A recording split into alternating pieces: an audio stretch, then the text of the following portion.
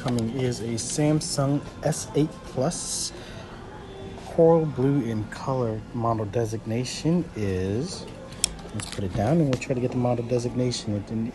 It's a little bit grayed out, so hard to see. I might have to come back to this one actually. The battery level, excuse me. The excuse me. Charge port incoming current is 1.80 amperes. The power button and volume button, thank you, does appear to have positive tactile feedback. Looks like all functions and features of the device is working. Customers looking to unlock the device from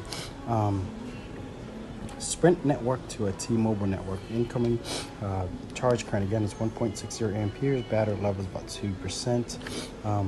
There doesn't appear to be any malfunctions or problems with the phone right now, despite there's cracking all throughout the phone. There's cracking on the front side, cracking on the back side.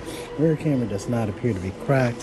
Front camera does not appear to be cracked, but all four corners do exhibit cracking. So it's physical conditions, cosmetic conditions, about a C grade to a D grade, but despite all that, it is still functional. So we're going to try to help the customer do a network unlock, and it'll cost approximately $99.